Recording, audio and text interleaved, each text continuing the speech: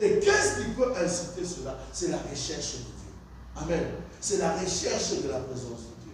C'est la recherche de... On cherche Dieu en tout temps. On cherche Dieu en tout lieu. On cherche Dieu partout. Et c'est ce que cette dame était en train de faire. Selon le livre de Cantique qu'on vient de dire, c'est une forme d'adoration aussi. L'adoration et l'amour sont intimement liés. Et elles se manifestent comme une quête passionnée et persévérante de la présence de Dieu. C'est ce que je suis en train de dire ici. Et nous allons nous rendre compte que le texte qu'on a lu ici décrit la recherche de l'épouse pour son bien-aimé.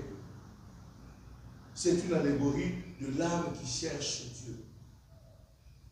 C'est une allégorie qui représente l'âme qui a soif de Dieu, comme une terre desséchée. J'ai soif de Dieu. C'est comme le psaume de Samuel a prié. Son cœur est sec.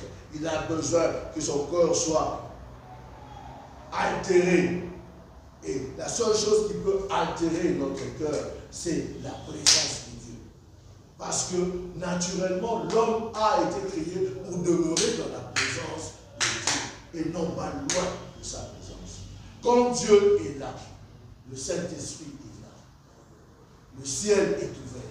Les anges montent et descendent. Et il y a des choses qui se passent à cet endroit-là. Et c'est à ce moment-là que nous, enfants de Dieu, nous démontrons la toute-puissance de notre Seigneur. Et c'est à ce moment-là, nous, enfants de Dieu, qui aimons demeurer dans la présence de Dieu, que nous agissons non pas comme nous voulons agir, mais nous agissons avec l'aide du Saint-Esprit. Et quand nous agirons, c'est à ce moment-là que, comme ce n'est pas nous qui agissons et que c'est Dieu qui agit, qu'est-ce qui se passe? C'est le miracle. Parce que le miracle, c'est ce que Dieu seul est capable de faire, non pas ce que nous sommes capables de faire.